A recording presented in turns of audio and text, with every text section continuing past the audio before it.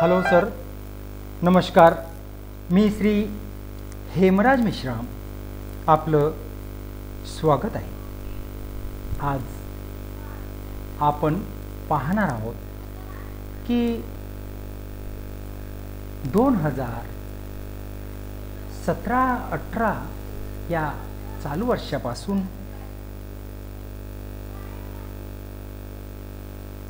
Central आणि राज्य सरकार यांनी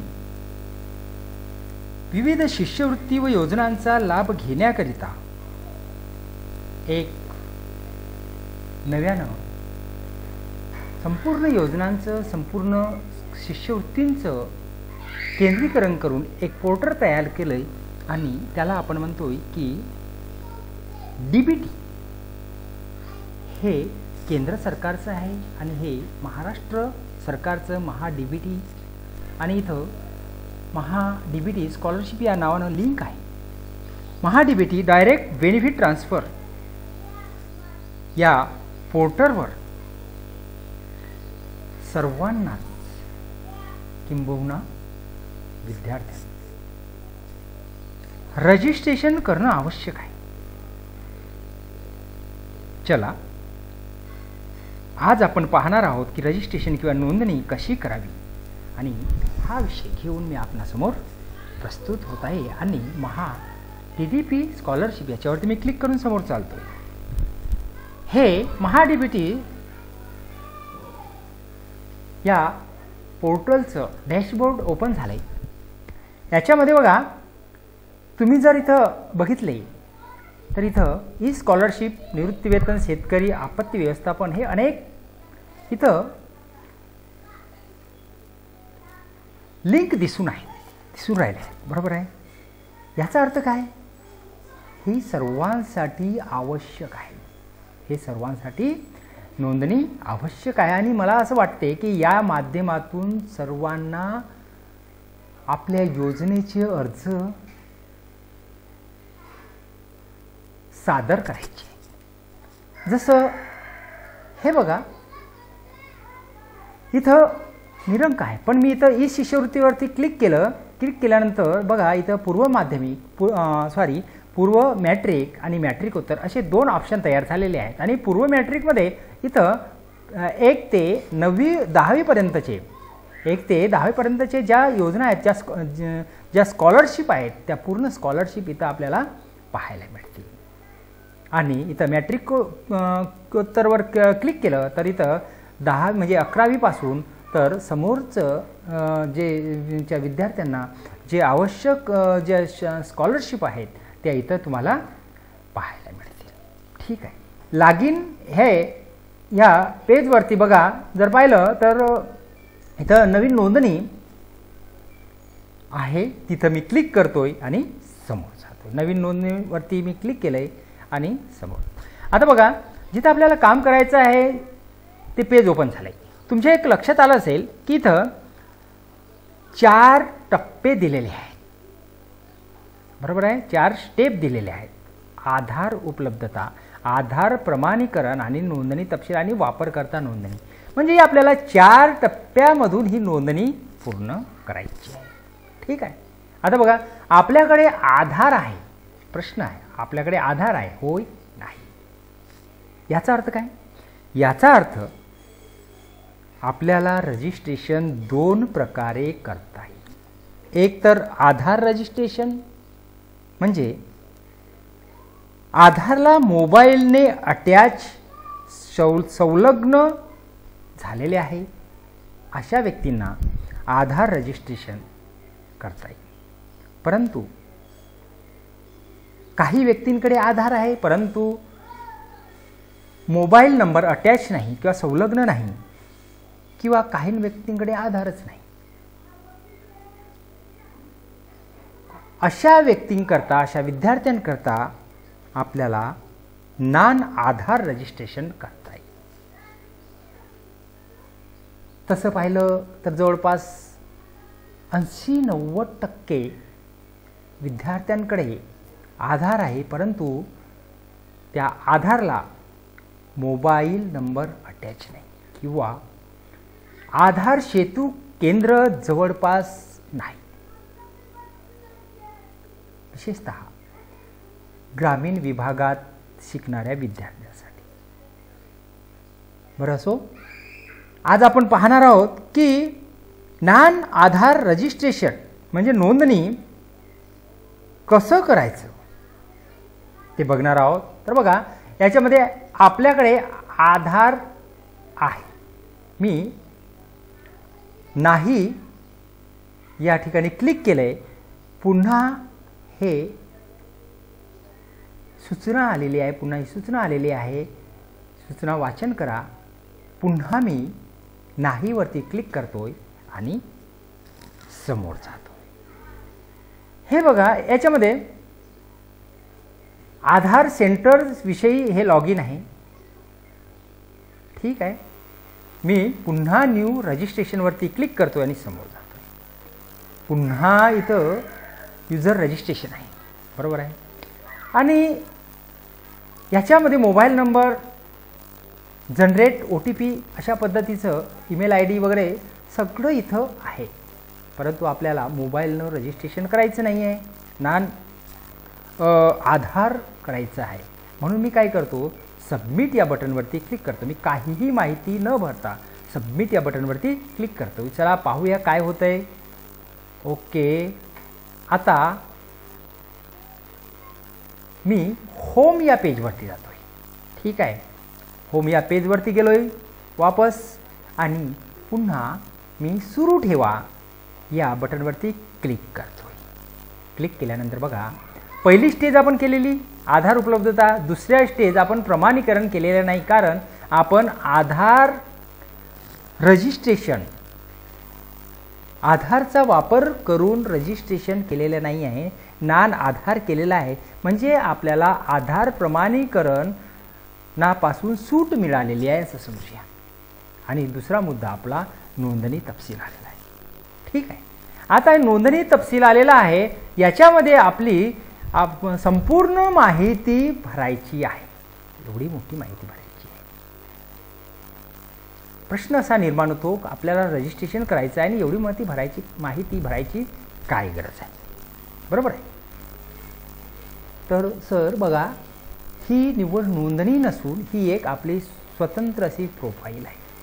भविष्यामध्ये आपल्याला या प्रोफाईलच्या माध्यमातून फक्त अर्ज सबमिट करायचे आहे, वारंवार कोणत्याही ॲप्लिकेशनसाठी, कोणत्याही अर्जासाठी पुन्हा पुन्हा नोंदणी करण्याची गरज पडणार नाही। या प्रोफाईलच्या माध्यमातून आपल्याला अनेक प्रकारच्या लाभांसाठी ही प्रोफाईल उपयोगी पडणार आहे। चला बघा, चित्र अपलोड करा मी, आणि याच्यामध्ये फक्त शाळेसाठी हे रजिस्ट्रेशन नाही, ही सर्वांसाठी उपयोगी पडणार आहे। बघा, मी या चित्रावरती क्लिक करतोय, आपल्याला फोटो अपलोड करायचा आहे, मी क्लिक केलंय। क्लिक केल्यानंतर बघा,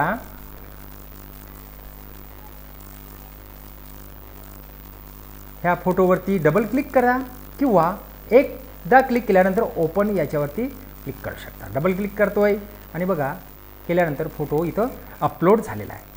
या इथं नाव, इथं मी नाव लिहितोय,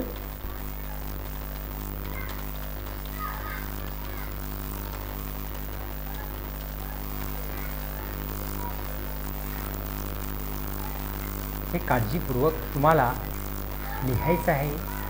याच्यानंतर बघा, पूर्ण नाव झालं, आणि जिथं जिथं रेड म्हणजे लाल कलरचे जे स्टार दिसून राहिले ते पूर्ण जी माहिती आहे, ते तक्ते आहे, आपल्याला पूर्ण भरायची आहे, एकही चुकता कामा नये। आणि त्यानंतर जन्मतारीख, जन्मदिनांक वरती क्लिक केल्यानंतर असं हे कॅलेंडर तयार झालं, आणि इथं आपण काय करणार आहोत, आपल्याला ऑगस्ट 2017 याच्या अगोदर जायचं आहे, म्हणून इथं मी इथं जन्मतारीख आपल्याला सिलेक्ट करायची आहे, आणि इथं मे महिना 10 तारीख, हां इथं जन्मतारीख आलेली आहे आणि इथं वय ऑटोमॅटिक इथं आलेलं आहे. इथं मी भ्रमणध्वनी क्रमांक म्हणजे फोन नंबर इथं टाकून राहिलो.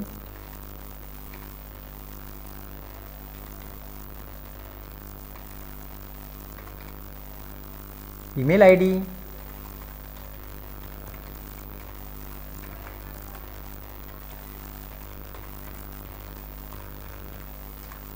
त्यानंतर बघा लिंग सिलेक्ट करायचं आहे, मेल फिमेल, आणि अशा पद्धतीनं आपली वैयक्तिक तपशीलची माहिती परिपूर्ण झालेली आहे भरून. आता त्यानंतर कौटुंबिक तपशील, याच्यामध्ये बघा अर्जदाराच्या वडिलाचं डिटेल्स इथं लिहायचं आहे.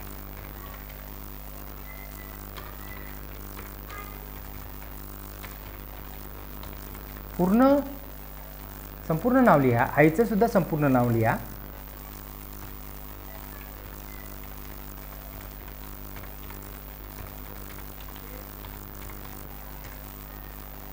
ते झाल्यानंतर इथं रेडिओ बटन्स आहेत, बरोबर आहे. वडील हयात आहेत का, आई हयात आहेत का, असेल तर होय, नाही तर नाही.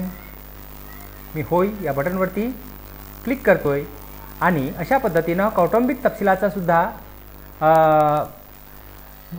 माहिती परिपूर्ण भरून झाली. त्यानंतर बघा पत्ता, इथं बघा शहरी विभागातील व्यक्तींसाठी हे खूप महत्त्वाचे आहे. घर क्रमांक, इमारत नाव, मार्ग, शहर, गाव महत्त्वाची खूप, बरोबर आहे.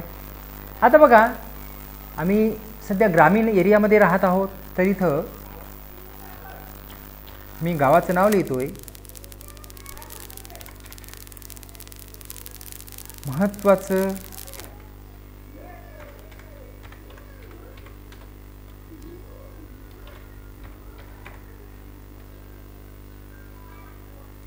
इथं गावाचं नाव, महत्त्वाची खूण म्हणजे रोड आहे किंवा मंदिर आहे, टावर आहे जवळपास, अशा पद्धतीचं. इथं राज्य सिलेक्ट करा, मी महाराष्ट्र सिलेक्ट करतोय. त्याच्यानंतर जिल्हा मी चंद्रपूर सिलेक्ट करतोय. उपजिल्हा म्हणजे तहसील मी तहसील सावली सिलेक्ट केलं आहे आणि इथं पिन कोड. हे एवढं झालं म्हणजे आपला पत्ता जो आहे तो पत्ता परिपूर्ण झालेला.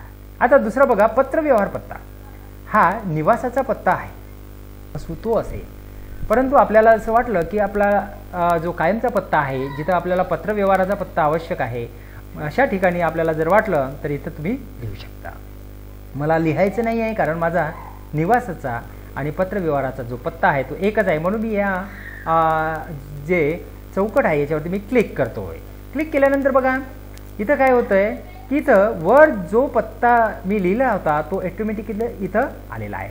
ज्यांचा पत्रव्यवहाराचा पत्ता वेगळा असेल त्यांनी इथं या चौकटीत क्लिक न करता संपूर्ण माहिती भरायची आहे. अशा पद्धतीनं पत्रव्यवहाराचा सुद्धा पत्ता आपण परिपूर्ण केलेला आहे. त्यानंतर बघा आपल्याला काही डॉक्युमेंट्स इथं अपलोड करायचे आहे. इथं डॉक्युमेंट्स अपलोड करताना एक लक्षात घ्यायचं आहे की जे डॉक्युमेंट्स आपण इथं अपलोड करणार आहोत त्याचा जो अनुक्रमांक आहे, त्याचा नंबर आहे, त्याचा जो सिरियल नंबर आहे किंवा त्याचा जो काही हे असेल तो तुम्हाला पहिल्यांदा लिहून ठेवावं लागणार आहे, कारण अपलोड करते वेळेस तो नंबर इथं आपल्याला लिहावा लागतो. ठीक आहे. इथं मी सिलेक्ट करतोय म्हणजे हा ओळख तपशील, आपली ओळख जी आहे, म्हणजे इथं एखादं असं डॉक्युमेंट्स तुम्ही सिलेक्ट करा की जिथं तुमचा फोटो असेल. ठीक आहे, फोटो ID असेल, म्हणजे हे आयडेंटिटी प्रूफ म्हणूया आपण. दुसरा पत्ता तपशील म्हणजे पत्ता तुमचा वरील जो लिहिलेला पत्ता आहे तो पत्ता तिथं असावा अशा पद्धतीचा एक पुरावा, म्हणजे हा रेसिडेंटल प्रूफ म्हणूया. तो मी इथं रेशन कार्ड, मी इथं रेशन कार्ड सिलेक्ट करतोय. हा रेशन कार्ड सिलेक्ट केलं आहे.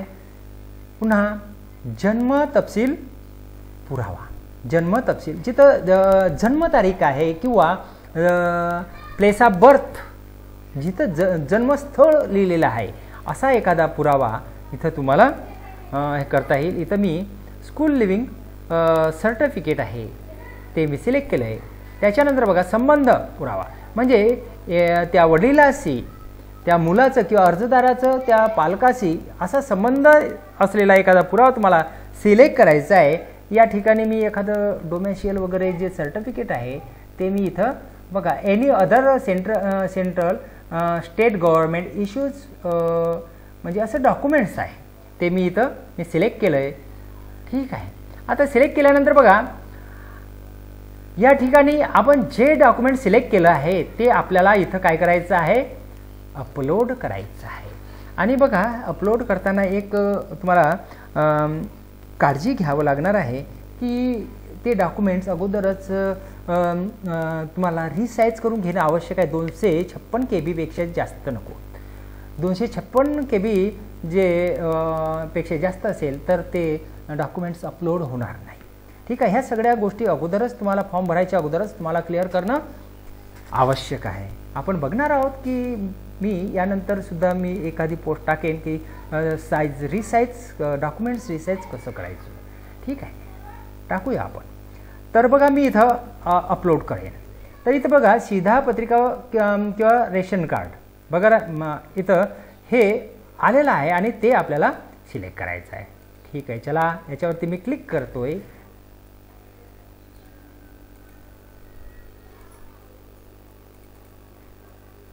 क्लिक केलंय आणि त्याचा नंबर मी इथं टाकून राहिलो.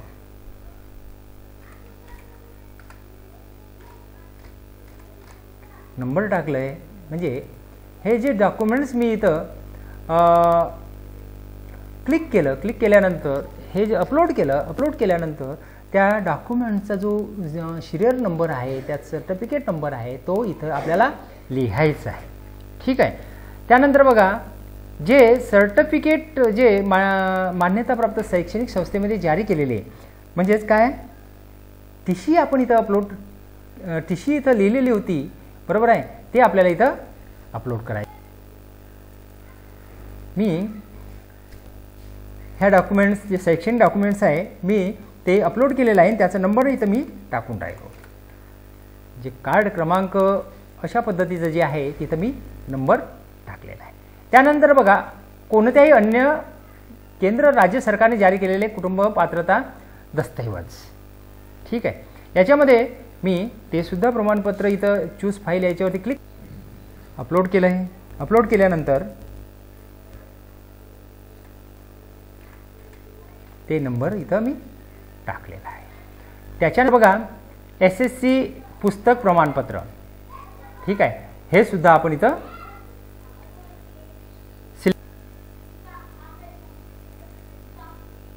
आणि इथं मी प्रमाणपत्र क्रमांक टाकतोय आणि अशा पद्धतीनं आपली ही जी प्रोफाईल आहे ही परिपूर्ण भरून झालेली आहे. आणि अशा पद्धतीनं सुद्धा तुम्हाला प्रोफाईल भरायची आहे. इथं सूचना आहे आणि मी आता भरून झाल्यानंतर मी सुरू ठेवा याच्यावरती मी क्लिक करून समोर जातोय. हे बघा आता नोंदणी तपशील हा इथं बघा 1 2 3 आणि 3 भरून झालेले आहे आणि वापरकर्ता नोंदणी याच्यावरती हे निळ्या कलरचं जे हे झालेलं आहे. ठीक आहे. आता याचे नाव लिहू शकता.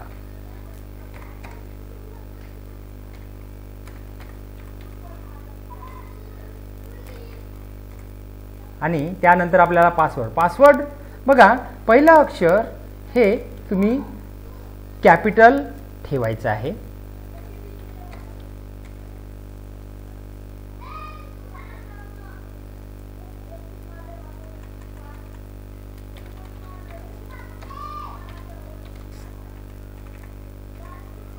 पहिलं अक्षर तुम्ही कॅपिटल ठेवा. एक बाकी स्मॉल ठेवा. एखादं न्यूमरिकल जे @ आहे हॅश आहे अशा पद्धतीचं जे आहे. त्यानंतर वर्ड्स आहेत म्हणजे आकडे आहेत. त्यानंतर अशा पद्धतीनं तुम्ही पासवर्ड तयार करून ठेवू शकता. ठीक आहे. आणि हे बघा इथं हिरव्या कलरमध्ये जे राईट आलेलं आहे याचा अर्थ तुमचं जे पासवर्ड किंवा वापरकर्ताने म्हणजे युजर नेम आहे ते योग्य आहे असा त्याचा अर्थ होतो. आता बघा, या पासवर्ड आपण जसा टाकला तिथं म्हणजे पासवर्डची पुष्टी करा असं आहे. याच्यामध्ये तशाच पद्धतीनं पुन्हा लिहा. हे बघा, ज्या पद्धतीनं आपण वरती पासवर्ड टाकलेला आहे तेच पासवर्ड इथं जसेच्या तसं टाकलं आहे आणि ते करेक्ट आहे अशा हिरवं जे राईट आहे याच्यावरून लक्षात येतं आहे. ठीक आहे. ह्या 3 स्टेजेस झाल्यानंतर हे बघा इथं जे आकडे आणि अक्षरे जे दिसून राहिले, ठीक आहे, ते जसेचे तसे इथं जे टाकायचं आहे म्हणजे कॅप्चा कोड म्हणतात त्याला. ठीक आहे.